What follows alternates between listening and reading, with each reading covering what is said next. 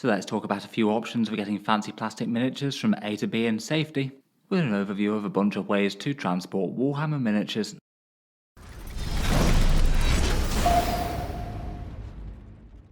Hello and welcome back to Auspex Tactics, where today we're talking transport solutions for 40k miniatures. Kind of an important thing, given the hobby's played with really quite expensive resin or plastic miniatures, and then we put an enormous amount of time and effort into making them look nice. So the last thing that you want is all that time, effort and money arriving for a game and finding out that it's smashed into small pieces. Transporting miniatures in 40k do have a fair few different options. The main problem that you need to solve is how to get your armies from A to B, whether you're playing a game at a hobby store nearby, going around to someone else's house, or travelling an extensive distance to go and attend a tournament or something. And while you're in transit, ideally you don't want any fragile bits like this Bloodthirster's flail to be banged about a bit or put under so much pressure from the transport that it snaps off, giving you something that's either annoying and requires more hobby work to fix or might just be almost impossible. On top of that, you don't really want miniatures to be rubbing against anything, whether it's whatever you're transporting them with or other miniatures in your box, as that can lead to scuffing of paint jobs, things like the edges of your miniatures rubbing against each other, and if you do that for long enough, the edges might start to wear clean of paint, and you have some slightly depressing looking grey bits that make the models look worse, or might just need some more hobby time to fix. I definitely had that issue with a few of my armies in the early days of collecting models when I didn't transport them properly. I say those are the main things that you need to solve. Ideally at the same time, you want the transport system to be at least fairly compact to carry or fit in cars and things, and hopefully at least fairly fast and convenient to get your models in and out of, as you don't really want to be spending undue amounts of time on literally deploying your forces and getting them packed away again. To try and solve those problems, perhaps some of the most common solutions are these ones. At the extreme basic end, you could have a simple box or tray. I'm sure a bunch of the newer collectors will just literally have a toolbox or something that their models live in, just rattling around in there. Though I feel like there's plenty of ways that you can make that significantly better, maybe using things like dividers or smaller boxes within a bigger box, maybe using some bubble wrap or doing some things to prevent your models being quite as fragile, like varnishing them. I'll get to that in a second. Otherwise you can go for a fancier storage box, maybe a magnetic storage system, which seems to be one of the most commonly talked about and favoured these days. Either DIY making your own, which is fairly doable, or getting one of the magnetic carry cases made by a third-party provider. Otherwise, if you go the more Games Workshop official route, there's foam storage systems out there. Games Workshop make a bunch of boxes of their own. Though again, there's plenty of third-party providers coming up with their own systems for transporting miniatures. And again, if you get a block of the right soft foam, you might be able to DIY your own box there. Let's go through each of those in turn. I'll start out with the magnetic transport systems. The idea behind transporting your models this way is that for each miniature you'd mount one or two small circular magnets under the base. So say you had this Bloodthirster, you could put a couple of magnets under his base, so completely hidden and aren't going to be seen when gaming. Glue them in with either super glue or green stuff, as I'll get onto, and then have some sort of magnetic surface for the miniature to sit on in transport, so the force of the magnets basically keep him in place, and that prevents the model moving around at all as you're transporting. Even if the box is shaken a bit, it's going to stay stuck and have no opportunity for rubbing against other models or smashing bits against each other. All of the options for storage have their own pros and cons, though I'd say maybe some of the particular good strength for magnets are that it's really quite good for big awkwardly shaped things, and particularly stuff that might have some extremely fragile bits mounted on it. I'd say this Bloodthirster would be a good example. If you're putting him in a simple box or even a foam tray that isn't custom cut, you're probably going to get pressure on some of the spindly fragile bits on the miniature, and even transporting in foam of one sort or another could be a bit of a risk. If it's literally just held in place by magnets on the base, there's no pressure on any of the rest of the model. So it's good for big awkward models like this. Another use that I myself have found useful are for models that I don't want to varnish. I've used this for my Adeptus Custodes who have a bit of a metallic paint scheme. I didn't really want to change the effect too much by covering the models in either gloss or matte varnish, so they transport a bit better in other solutions, so the magnets worked really well for that. Literally mobile models that aren't going to be rubbing against each other or even foam in transport. Magnets also tend to be quite space and time efficient as well. Really quite easy to lift models on and off and basically have them all set up in rows and formations when you're reaching a game, so I've generally found them fairly fast to pack and unpack. They maybe do come with some downsides. They aren't quite as good for things that don't have an obvious base to attach magnets underneath. You might need to do a little bit of drilling and things if you want to mount them on tank tracks, for example. It does take a bit more hobby efforts to mount a bunch of magnets under some bases. Not crazy amounts in my opinion, but it's one extra step compared with doing an army another way. Plus the magnets themselves will cost at least a tiny bit, and even with the best of intentions you might occasionally get some magnets fall off and need to reattach them with green stuff or superglue. So you could have a model go rattling around in a case every so often, though in my experience it's been kind of rare provided that you're thinking about making sure the magnets are nice and secure when you mount them onto the bases. You can make your own magnetic cases, as I'll get onto, but for one example of a purpose-built magnetic solution, here's Tabletop Stronghold, which is today's video sponsor. They basically have a range of Magcases, purpose-built for model storage and transport, and come with magnets for the bases included. They're all made by a chap called Sam, based in West Virginia in the USA, and links down in the video description if you'd like to check them out. General discussion of them I've seen on the internet's been pretty positive, good reputation. They supply to the UK, US and Canada, and have got an end of summer sale on for 35% off at the moment. The idea of these Magcases are they're made of MDF and are basically built from a flat pack when you get them supplied. For the MDF it does mean that the cases can be a little bit heavier than a few other things out there, though it does mean that they're notably incredibly sturdy, able to fully support the weight of the wizard in the video it seems. The magnetic trays are made of steel and can slide in and out on the wooden supports that you get on the side, and have lots of slots so you can adjust the height. And then I feel like the nice clear acrylic sheets that you have on the front of them is quite a nice feature, as it means that unlike a bunch of other transport options you can see the miniatures when they're in there. So kind of nice if you're just having it just sat around to do a bit of display when it's at home, as well as being the transport option, but not too bad for finding where stuff is as well. Here's a fairly good example of the amount of miniatures that can fit on each tray when it's maxed out. Each level can have nearly 100 25mm units, around 35 Terminators, or just about 6 Armigers or War Dogs, so at least a fair chunk of the army on each level there. The boxes come in 3 sizes. This one's the mini version, which is currently at £66 or $80 while on sale at time of recording. There will be a bit more than this in normal times, and it comes with 70 3x2 magnets to mount on the unit bases. Their shipping is free, but it is limited to the UK, USA and Canada currently. Then there's the medium sized one, which is £100 or $120 currently. I feel like you can see the height of this one here just by the Chaos Knight that's in the bottom. This one comes with a few more magnets and it's got dimensions in inches here. Then there's the really big XL one. This one's currently £200 or $250 while on sale. That's for the version with the 6 trays that you can see here. Each of the cases do have the option for more layers if you want them. This one basically amounts to kind of 2 of the medium-sized ones pretty much next to each other and combined into one. The trays are just mounted so they're deeper as opposed to wider, as opposed to the medium one. In any case, feel free to check them out, links down in the video description. They're a pretty good example of purpose-built magnet carry cases, and a big thank you to them for sponsoring the video. Continuing on the magnet front for a second, I thought it was worth talking about mounting magnets on bases and also DIY magnet cases, as I feel like the slight uncertainty of putting magnets onto miniature bases is probably one thing that turns a few people off. In general, the going advice on the internet seems to be to use green stuff, so basically 2-part epoxy modelling putty.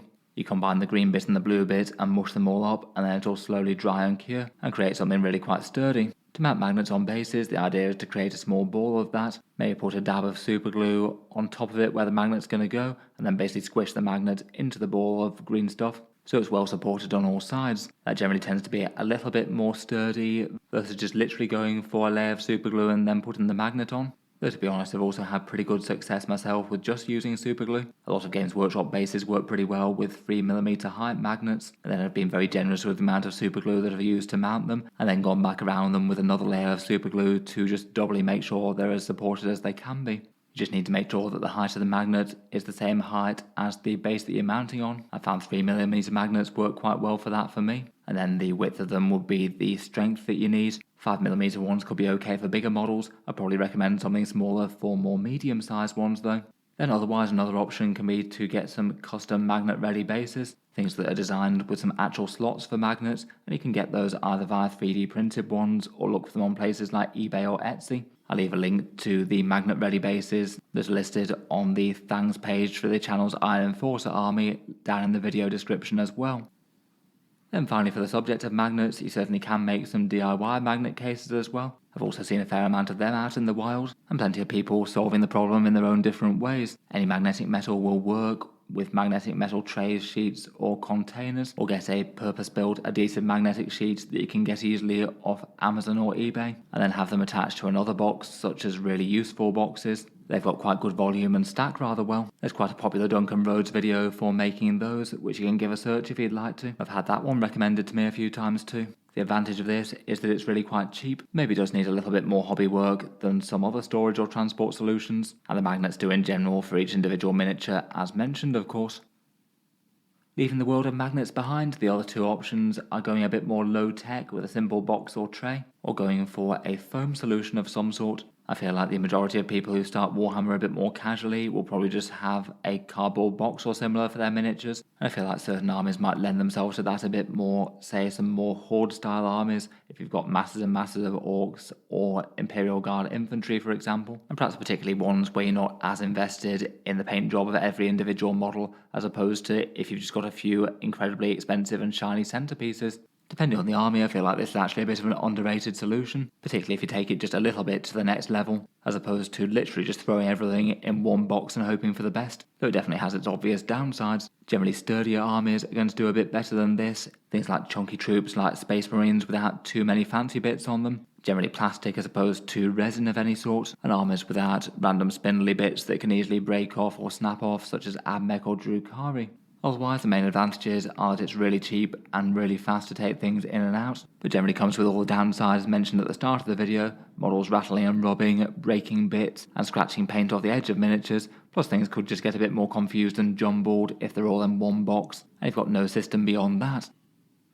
I feel like it's genuinely really not hard to massively upgrade on that situation though with a few other simple things. I still transport a good number of my armies with nothing too more fancy than boxes and bubble wrap currently. One thing that helps a lot is if you varnish your models, a quick spray of either matte varnish or gloss varnish depending on the effect that you're going for, and basically that paint job just becomes ridiculously more hard wearing than it would be otherwise. So a tiny bit of rubbing on other models in a box is pretty unlikely to impact the paint job in a major way. You might have to think a little bit as to how you're going to implement the varnish depending on whether you've got things like metallic tones or your process for basing the miniature. For my guardsmen that's worked really well to stop their paint jobs weathering at all. Occasionally I quite enjoy playing Extreme Horde Guard. It's quite nice not to have to be too precious about each individual miniature. They can literally just go in a small tub and not worry about rattling or bashing on each other a bit, with the varnish keeping them protected. Otherwise, having some sort of divider system, like using smaller tubs inside a bigger box, prevents a whole load of rattling. I've acquired a good number of butter tubs and margarine pots over the years,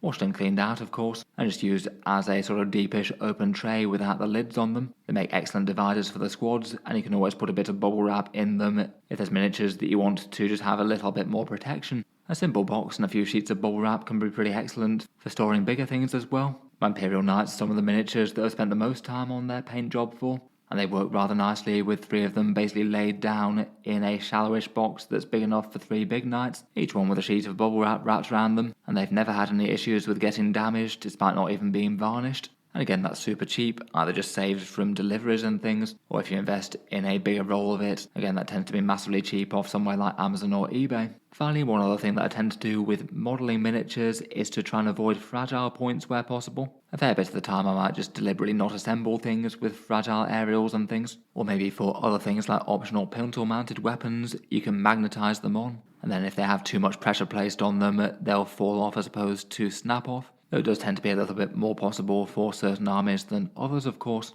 I feel like simple boxes, some tubs inside them, and some bubble wrap is maybe a slightly underrated option compared with other things out there, though it isn't appropriate for everything and does need to be approached in the right way. Finally, the third major option are foam carry cases of one sort or another, and these are the ones that Games Workshop sell themselves. Generally they do tend to do the job really quite well. I think most people would say that they're adequate, though again I feel like they're better for certain miniatures more so than others. And I feel like whenever I've seen it discussed on the internet, people have generally said that they prefer magnetic solutions to foam ones if they've tried both. From Games Workshop themselves, Citadel have 3 different sizes, either the skirmish case, battle case, or crusade case. 3 different sizes depending on the size of force that you want. The skirmish one is $70, the battle case is $112, and the crusade case is $194. And as ever with Games Workshop products, you can find them a little bit cheaper in the channel's affiliate links down in the video description.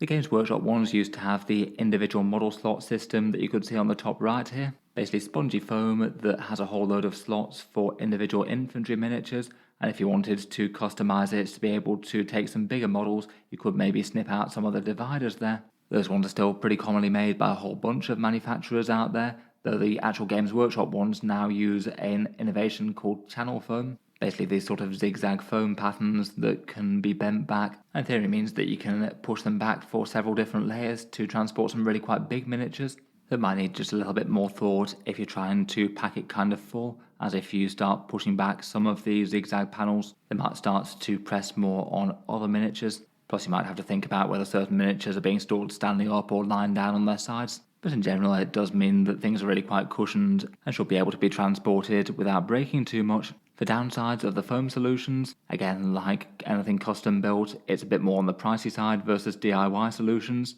Compared with magnetic style cases, they generally take a bit more time to take things in and out of, and depending on what designs that you go for, particularly if it's the non-GW ones, they might be custom fit to fit certain miniatures really well, but means that those same bits of foam won't be very flexible to other armies. I guess compared with magnets or do-it-yourself type things though, foam cases generally won't need much or any hobby work, so kind of nice that they can just be completely ready to go. There's loads of providers out there that make foam carry cases. I feel like these two are ones that demonstrate custom ones for certain armies pretty well. Here you can see a KR multi-case one, and this one has a whole load of slots that are specifically made to accommodate the awkward shapes of Drukhari skimmers. Could be nice if you've got a whole bunch of Raiders or Ravagers to fit in there. They're quite nice with a sturdy cardboard exterior. And here's one example from Battle Foam with an Astra Militarum Valkyrie tray. This one's got enough room for the big plane itself, plus 2 tanks and a couple of heavy weapon teams. I must admit I have found my Valkyrie a slightly annoying model to transport at times, even with leaving the wings unglued so I could take them on and off when I needed to get it from A to B. Beyond that, there's a whole ton of other providers out there as well. A-Case is another particularly popular one, with some slot in and out magnetic storage trays. And here's a Green Stuff World army carry bag, quite compact and easy to carry one there, again with some sliding trays for miniatures. In any case, I'll leave that there for this one. I feel like between the 3 options there's really quite a lot of good choice out there for different ways to transport different armies, and I must admit there's pros and cons for each, depending on what exactly it is that you're trying to transport, how fragile the pieces are, and how well painted the stuff is. A higher investment solution could be a bit better, though if you've got a sturdy army and happy with varnishing and things, simple boxing and bubble wrap can be really quite time and space and money efficient. As you can probably tell throughout this, I do quite like my simple boxes. I did use a couple of foam carry cases when starting out in 40k, though just found them a little bit cumbersome, and the inflexibility was a bit of an issue for me. Plus they're just quite voluminous for the amount of miniatures that they can hold. More recently though, I certainly have been enjoying some magnetic options, particularly for my Adeptus Custodes as mentioned. It just felt like the right solution for an army that I didn't want to varnish, and it wasn't too much effort given that I was quite familiar with the whole magnet side of modelling. In any case, look forward to hearing all your thoughts as to miniature transport down in the comments below. And of course check out today's video sponsor Tabletop Stronghold if you want to take a look at their very snazzy and very durable magnet cases, particularly when they've got their sale on.